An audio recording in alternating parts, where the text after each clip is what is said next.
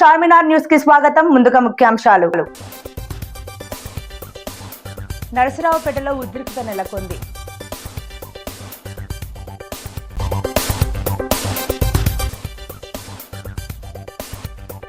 భారతీయ వైమానిక రక్షణ సామర్థ్యం మరింత మెరుగుపడింది.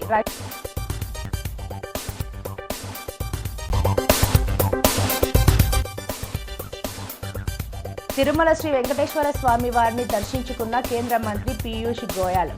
మదిరా గోంగూరు రెస్టారెంట్లో ఓల్డ్ సితారా మదిరా ప్రధాన ప్రెస్ క్లబ్ ఆధ్వర్యంలో ప్రధాన ప్రెస్ క్లబ్ అధ్యక్షులు పాగి బాలస్వామి పుట్టినరోజు వేడుకలు.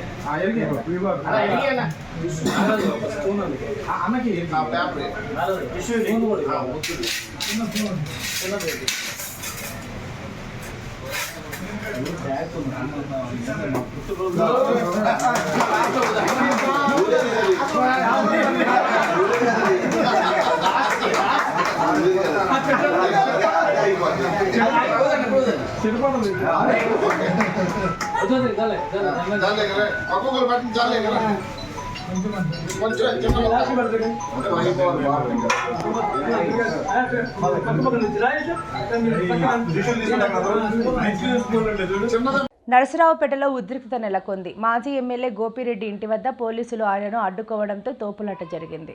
అవినీతిపై బహిరంగ చర్చకు గోపిరెడ్డి సిద్ధమవ్వగా కోటప్పకొండ వెళ్లకుండా పోలీసులు అడ్డుకున్నారు. దీంతో పోలీసులు తీరుపై వైసీపీ నేతలు ఆగ్రహం వ్యక్తం చేశారు. కాగా అభివృద్ధిపై చర్చకు సిద్ధమైన టీడీపీ ఎమ్మెల్యే అరవింద్ బాబు, వైసీపీ ఎమ్మెల్యే గోపిరెడ్డి శ్రీనివాసరెడ్డి మధ్య సవాళ్లు ప్రతి సవాళ్లు నడుస్తున్నాయి.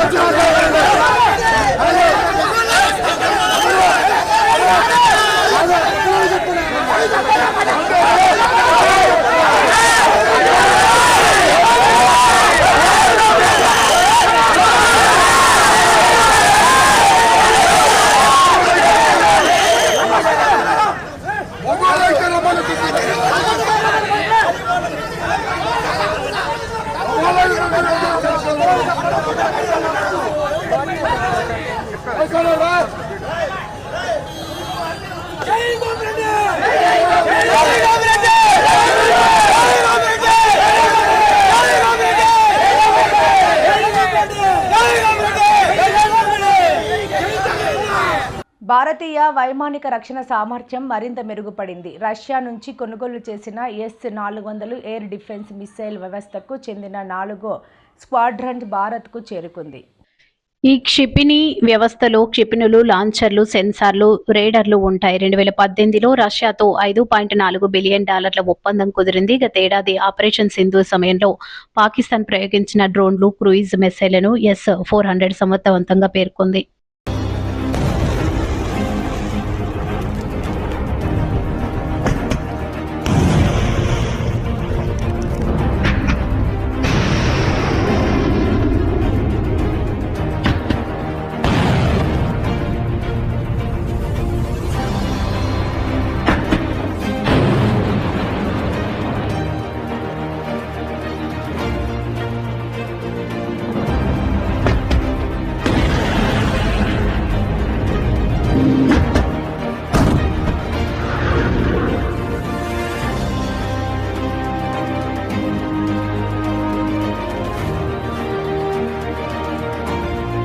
కరీంనగర్ జిల్లాలో గురువారం సాయంత్రం ఉరుములు, మెరుపులతో కూడిన భారీ వర్షం కురిసింది.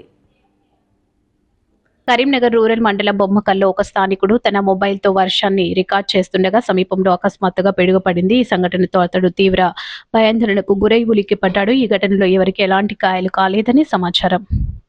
పిల్లల సమగ్ర అభివృద్ధిని నమోదు చేసేందుకు ప్రభుత్వం నవచేతన అనే కొత్త యాప్ను ప్రారంభించిందని ICDS PO శోభారాణి తెలిపారు. శుక్రవారం నరసన్నపేట బాలికల ఉన్నత పాఠశాలలో అంగన్వాడీ కార్యకర్తలకు నిర్వహించిన 3 రోజుల శిక్షణ తరగతుల్లో ఆమె పాల్గొన్నారు. ఈ యాప్ ద్వారా 0 నుండి 6 సంవత్సరాల వయసున్న పిల్లల వివరాలను నమోదు చేసి వారి ఆరోగ్య అభివృద్ధికి కృషి చేస్తామని ఆమె పేర్కొన్నారు. ఈ కార్యక్రమంలో వైద్యురాలు ప్రత్యూష కూడా పాల్గొన్నారు. ఎవరైతే ఉన్నారో వాళ్ళందరినీ కూడా ప్రతి ఒక్క పిల్లాడిని మనకు సర్వీస్ ఇచ్చినా ఇవ్వకపోయినా సరే స్క్రీనింగ్ అనేది చేయాలి. చేసి మీరు చేసినట్టే ఒక అబ్బాయి స్క్రీనింగ్ చేయడం వల్ల చాలా ఉన్నాయి. ఇంకా మీకు ఆ యాప్ అంతా చెప్పడం జరుగుతుంది.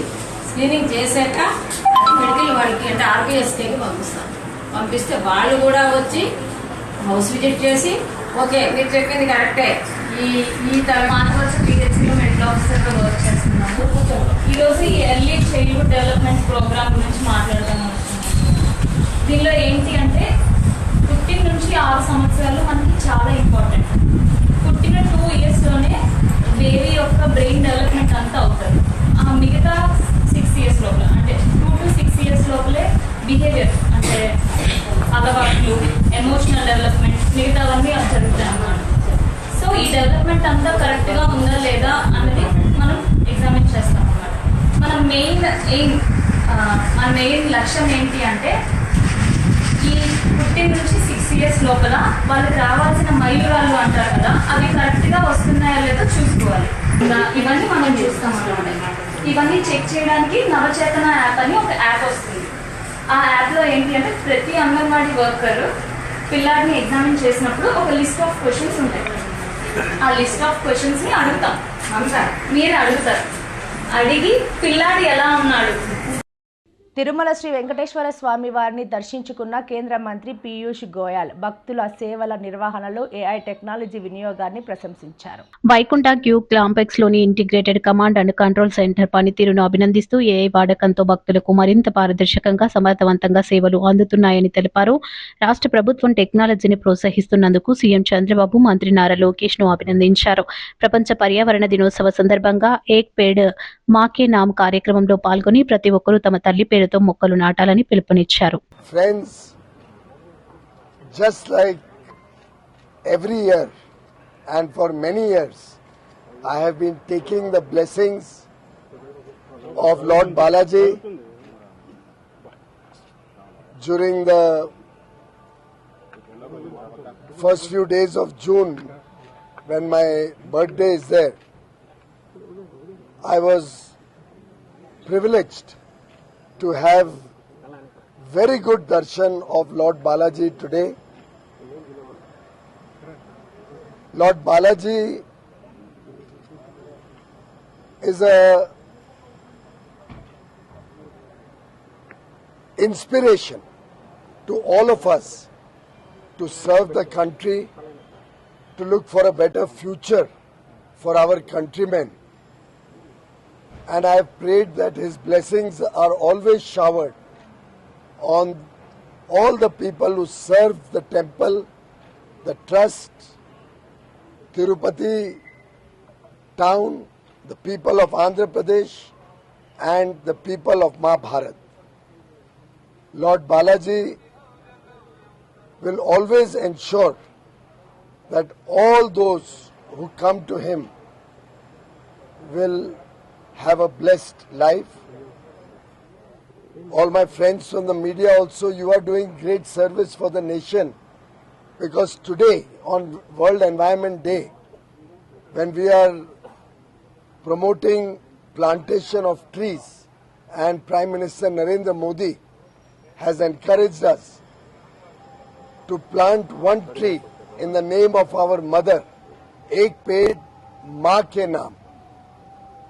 It is truly a divine blessing for me that I could plant a tree in my mother's name in the Tirumala Balaji Hills, and I am indeed sure that across the country the awareness of environment, awareness of importance of greenery will spread just as the Prime Minister desires.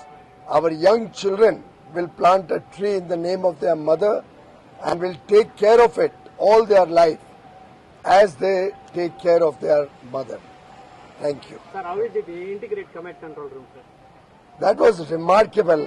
Today, for the first time, I experienced how artificial intelligence and modern technology can be used at a temple complex to ensure high level of discipline, integrity, and an orderly darshan for thousands and thousands and lakhs of devotees who come here.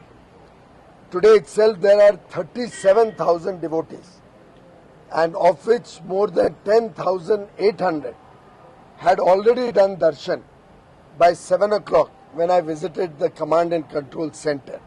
We were able to see exactly every room which is occupied, what is available. We were able to see how many disciples are in each chamber. We were able to, through the Command and Control Center, assess the exact number of visitors to the temple every hour, the laddus distributed. It's truly a remarkable addition, and I must compliment Nara Chandrababu Naidu Garu, under whose guidance, leadership, and Nara Lokesh, who has brought information technology to our state of Andhra Pradesh in a big way. I thank the non-resident Indian devotees who have contributed to make this Command and Control Center, and I compliment the CEO and all our colleagues who have actually implemented it and brought it into service in a record time of less than 100 days. It's truly remarkable. Betting gang care of Kakinada 3వ schedule Sarpavaram Bhavan Narayana స్వామి ఆలయంలో ముహూర్తం. వారేవా జతగాలు సినీ director సత్యసలాది దర్శకత్వంలో Saladi creation Saladi Srinivasa బాబు నిర్మాణంలో ఆకర్షితులై Kakinada rural మండలం సర్పవరం శ్రీ భవన్ నారాయణ స్వామి ఆలయంలో ముహూర్తపు షాట్కు ప్రముఖ వ్యాపారస్తులు కర్రీ చక్రారావు క్లాప్ కొట్టి రాఘవరావు కెమెరా స్విచ్ ఆన్ చేయగా పుల్లా శ్రీరాములు కొబ్బరికాయ కొట్టి ప్రారంభించారు. అనంతరం తోట చక్రారావు, డిఓపి షేక్ వలీ, సలాది శ్రీనివాస్ బాబులు మాట్లాడారు. ఈ సందర్భంగా AP film chamber of commerce JC PDR Prasad Reddy, పండు, పెద్దబాబు, నల్లాల బాబు, నారా ప్రసాద్ తదితరులు పాల్గొన్నారు. అందరికీ నమస్కారం. Betting gang care of Kakinada cinema 3వ షెడ్యూల్, ఆఖరి షెడ్యూల్ సర్పవరం భవనాధిపతి గుడిలో ఈరోజు ముహూర్తం చేయడం జరిగింది. క్లాప్ కొట్టిన వారు తోట చక్రారు, అలా స్విచ్ ఆన్ చేసిన వారు రెడ్ల రాఘరారు, కొబ్బరికాయ కొట్టి దీన్ని ఆశీర్వించిన పుల్ల శ్రీరాములు గారు, కొండూరు బాబు గారు, అలాగే బాబు గారు ఇలా పెద్దల సమక్షంలో ఈరోజు ఆఖరి షెడ్యూల్కి ముహూర్తం చేయడం జరిగింది. మరి ప్రపంచవ్యాప్తంగా ఏదైతే చెడు వ్యసనాలకి గురవుతున్నారో బెట్టింగ్, క్రికెట్ బెట్టింగ్ కానీ ఇంకో బెట్టింగ్ కానీ ఈ బుకేలు ఆడటం వల్ల చాలా జీవితాలు, చాలా కుటుంబాలు రోడ్డును పడి చాలామంది ఆత్మహత్యలు చేసుకోవడానికి గురవుతున్నారు. అలాగే కుటుంబంలో ఎవరైతే ఎదుగుదలకు వచ్చారో పిల్లలు వాళ్ళందరూ కూడా తల్లిదండ్రులను కొట్టి మరి ఈ బెట్టింగ్ ఆడటం వల్ల తల్లిదండ్రులు కూడా ఊరేసుకునే పరిస్థితి ఈ రోజున వచ్చింది. ఈ చిత్ర కథాంశం అంతా కూడా ఈ బెట్టింగ్ గ్యాంగ్ దాని మీద అందరికీ తెలియజేయడం జరుగుతుంది. అలాగే వ్యసనాలకి ఏదైతే కొకైన్స్ ఉన్నాయో ఇవన్నీ కూడా ఈ అలవాట్లకి ఇది మంచి మెసేజ్ ఇస్తూ ఓరియంటెడ్గా చేయడం జరుగుతుంది. ఈ చిత్రానికి ముఖ్య తారాంగణంలో డైరెక్టర్గా సత్య సలాది ఈ రెండో సినిమా పూర్తి చేయడం జరుగుతుంది. నమస్కారం. అందరికీ నమస్కారం అండి. నేను మీ డైరెక్టర్ సత్య సలాది.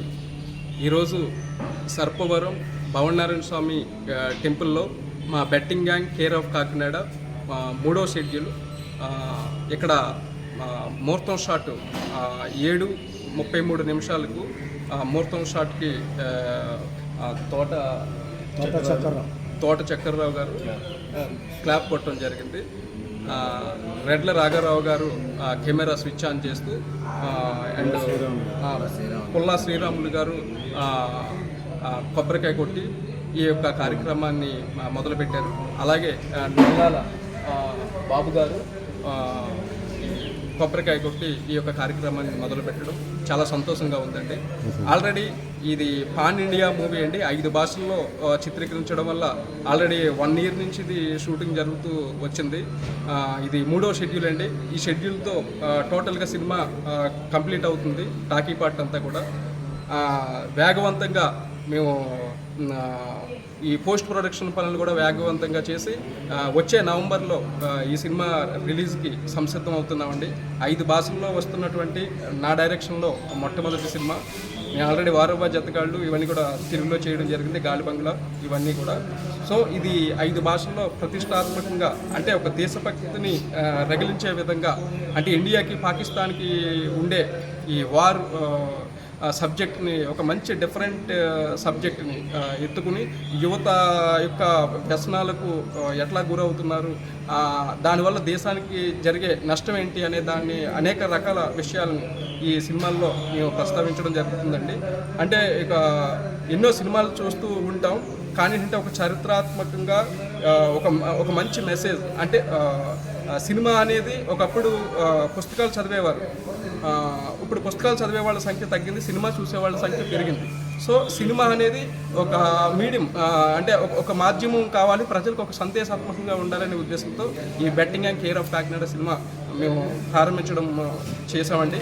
ఈ సినిమాకి ప్రొడ్యూసర్స్ సలాది శ్రీనివాస్ బాబు గారు, పెట్టా మణిరాజ్ గారు అండ్ ప్రొడ్యూసర్స్గా ఉండడం జరుగుతుంది. సో ఈ రోజు నుంచి ఈ 3వ షెడ్యూల్ కొనసాగుతుందని మీడియా ముఖంగా తెలియజేసుకుంటున్నాను. Thank you so much. Hyderabad అమీర్పేటలో జరిగిన అగ్ని ప్రమాద ఘటనపై తెలంగాణ రక్షణ సేన చీఫ్ కవిత మండిపడ్డారు. మెయిన్ సెంటర్లో అగ్ని ప్రమాదం జరిగితే ఫైర్ డిపార్ట్మెంట్ వాళ్ళు రావడానికి గంటకు పైగా సమయం పట్టిందన్నారు. ఇలా అయితే ప్రమాదాలు సంభవించినప్పుడు హైదరాబాద్ సిటీని ఎలా కాపాడుకుంటామని ప్రశ్నించారు. దీనిపై సీఎం రేవంత్ రెడ్డి ప్రత్యేకమైన రివ్యూని చేపట్టాలని కోరారు. అమీర్పేటలో జరిగినటువంటి దారుణమైనటువంటి అగ్ని ప్రమాదము, ఆ స్థలాన్ని పరిశీలించడానికి రావడం జరిగింది. ఇది ఈ బిల్డింగ్లో ఉన్నటువంటి షాపుల యొక్క యజమానులందరితో కూడా మాట్లాడుతూ ఉన్నాం. సడన్గా అనుకోకుండా జరిగినటువంటి ప్రమాదం కాదు.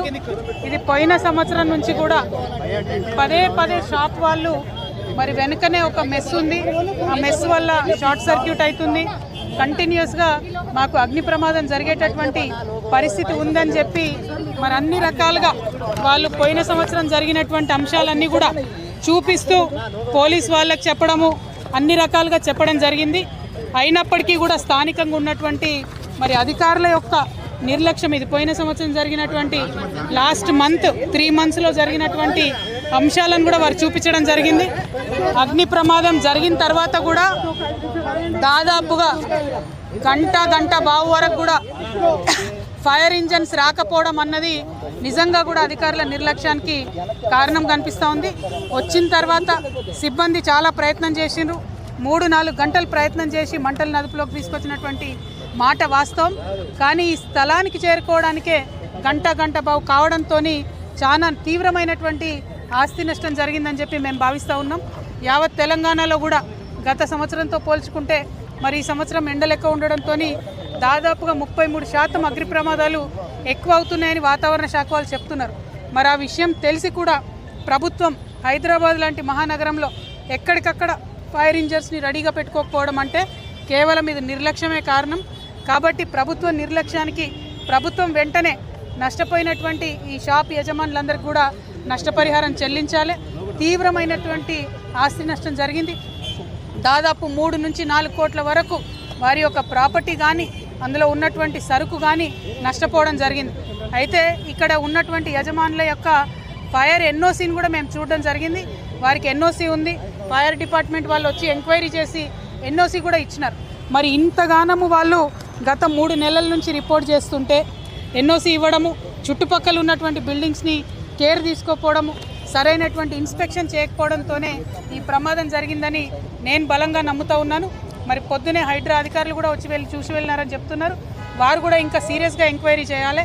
హైదరాబాద్ మొత్తం మీద ఇప్పటికే అనేక ప్రమాదాలు జరిగినాయి.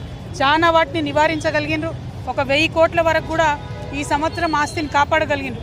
కానీ ఎండలు, పర్యావరణం మారుతున్నటువంటి పరిస్థితుల్లో ఇంకా సీరియస్ కేర్ తీసుకోవాలి. ప్రత్యేకించి అమీర్పేట్ ఫైర్ యాక్సిడెంట్లో నష్టపోయినటువంటి యజమానులందరికీ కూడా తక్షణమే ప్రభుత్వం పరిహారం చెల్లించాలి, నష్టపరిహారం అని చెప్పి నేను డిమాండ్ చేస్తూ ఉన్నాను. కరెక్ట్ ఎస్టిమేషన్ చేయాలి. మన అదృష్టం బాగుండి ప్రజలకు ఎటువంటి ప్రాణ నష్టం జరగలేదు. కానీ ఈ ప్రమాదం ఎప్పుడన్నా జరగవచ్చు. రాత్రిపూట వేరే చోట వర్కర్స్ ఉండే చోట జరగవచ్చు. అప్పుడు తీవ్రమైన పరిణామాలు ఉంటాయి. కాబట్టి ప్రభుత్వం వెంటనే మేల్కొనాలి. ఇటువంటి బిల్డింగ్స్ అన్నిటిని కూడా చెక్ చేయాలి. మరి ముఖ్యమంత్రి గారే హోంమంత్రిగా ఉన్నారు. ఫైర్ డిపార్ట్మెంట్ కూడా వారి కిందనే ఉంటుంది. కాబట్టి ప్రత్యేకమైనటువంటి ఒక రివ్యూని కూడా ముఖ్యమంత్రి గారు చేపట్టాలి. ఏ జ్యూరిస్డిక్షన్లో ఫైర్ ఇంజిన్ ఎటు రావాలి, సిబ్బంది ఎటు పోవాలనేటటువంటి కన్ఫ్యూజన్ లేకుండా కూడా చేయాలి. ఎందుకంటే ఇక్కడ యాక్సిడెంట్ అయితే అమీర్పేట్ వాళ్ళు వస్తున్నారా, ఎస్ఆర్ నగర్ వాళ్ళు వస్తున్నారా, ఎర్రగడ్డ వాళ్ళు వస్తున్నారా అని జ్యూరిస్డిక్షన్ తెలియనటువంటి పరిస్థితి ఉంది. కాబట్టి తొందరగా చేరుకోలేకపోయినారు. నడి హైదరాబాద్లో అమీర్పేట్ సెంటర్లో ఫైర్ డిపార్ట్మెంట్ వాళ్ళు రావడానికి గంట బావు పడితే మరి మనం ఎట్లా హైదరాబాద్ సిటీని కాపాడుకుంటామన్న విషయాన్ని కూడా ప్రభుత్వం ఆలోచన చేయాలి. యాక్సిడెంట్ అయిన 9 to 10 minutes లోపల ఖచ్చితంగా ఫైర్ ఇంజన్లు వచ్చే విధంగా హైదరాబాద్ అంతటా కూడా మనము చేసుకున్నప్పుడే ప్రజల యొక్క ఆస్తిని కాపాడగలుగుతామని కూడా తెలియజేస్తున్నాము. Thank you. జై. నరసన్నపేటలో మార్చి 23న జరిగిన చైన్ స్నాచింగ్ కేసులో 2 అరెస్ట్ చేసినట్లు ఏఎస్పీ శ్రీనివాసరావు తెలిపారు. గురువారం నరసన్నపేట సిఐ కార్యాలయంలో ఆయన వివరాలు వెల్లడించారు. దర్యాప్తులో భాగంగా 3 జిల్లాల్లో 7 చోట్ల జరిగిన దొంగతనాలకు సంబంధించి 14 తులాల బంగారం, బైక్ స్వాధీనం చేసుకున్నట్లు తెలిపారు.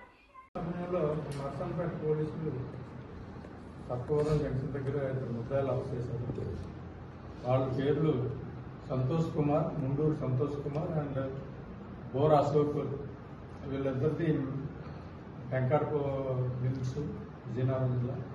అంటే వీళ్ళు మోటార్ సైకిల్ మీద వస్తుండగా సస్పెక్టెడ్గా పట్టుకుంటా ఇంట్రాగేట్ చేస్తే వాళ్ళు మెడలో చైన్ గొలుసు దొంగతనాలు పాల్పడిన వారు. వీళ్ళ వద్ద నుండి సుమారుగా 13.5 తులాల గోల్డ్, 23 లక్షలకు ఖరీదైంది రికవరీ చేయడం అయింది. వీళ్ళు 7 పోలీస్ స్టేషన్ కేసుల్లో ముద్దాయిలుగా ఉన్నారు ఇంట్రాగేషన్లో. ఒకటి Srikakulam rural police station, Narasannapeta and కోలాకి కేసుల్లో, తర్వాత రామభద్రపురం విజయనగరం జిల్లా, తర్వాత గోపాలపట్నం సిటీ అండ్ పెందుర్తి సిటీలో మొత్తం 7 కేసులు చేశారు. 7 కేసుల్లో ఆల్రెడీ ఎంత గోల్డ్ అనేది చెప్పడం జరిగింది. వాళ్ళ దగ్గర నుంచి మోటార్ సైకిల్ కూడా రికవరీ చేయడం జరిగింది. ఈ కేసు ఛేదించడంలో విజయనగరం పోలీసులు ఎస్పీ గారి సహకారంతో, మా ఎస్పీ గారి సహకారంతో, రామభద్రపురం ఎస్ఐ గారు, వెంకట ఎస్ఐ గారు, అలాగే నర్సన్పేట సిఐ గారు, శ్రీనివాస్ అండ్ నర్సంపేట ఎస్ఐ గారు గణేష్, టెక్కలే డిఎస్పీ గారు పర్యవేక్షణలో ఎస్పీ గారు సూచనల మేరకు ఇన్వెస్టిగేట్ చేసి ఈ స్థాయికి ఈరోజు వరకు డిటెక్ట్ చేయడం జరిగింది. సో అందులో స్టాఫ్ కూడా ఇందులో పాల్గొన్నారు. అది Narsampet SP police station Dal Naidu, అలాగే ఆదినారాయణ, సిసిఎస్ కానిస్టేబుల్స్ శ్రీను, హరీష్ కూడా ఇందులో పార్టిసిపేట్ చేయాలి. ఇందులో పార్టిసిపేట్ చేసి డిటెక్ట్ చేసినందుకు ఎస్పీ గారు తగినటువంటి రివార్డు ఇస్తామనేసి ప్రకటించారు. వాళ్ళకి ఆ రివార్డు కూడా ఇవ్వడం జరిగింది. Thank you sir. ఇప్పుడు వీళ్ళు ఏంటి సార్, ఎలా చేస్తారు సార్ కొంచెం చెప్పండి సార్. మోటార్ సైకిల్ మీద వచ్చి మాస్క్ వేసుకుని ఉంటారు, వెనకాతలు ఉన్నప్పుడు తెలుపుకొని వెళ్ళిపోతారు. ఈ అశోక్ అన్న అతనికి వెంకాడ పోలీస్ స్టేషన్లో ప్రీవియస్గా ఒక 5 కేసులు ఉన్నాయి. అయితే అవి దొంగతనం కేసులు కాదు, లాండ్ ఆర్డర్ సంబంధించి కొట్లాట కేసులు అవి కూడా.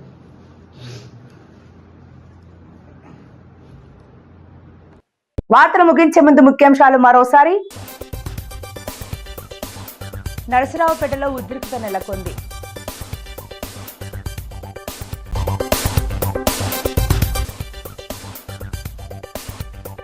భారతీయ వైమానిక రక్షణ సామర్థ్యం మరింత మెరుగుపడింది.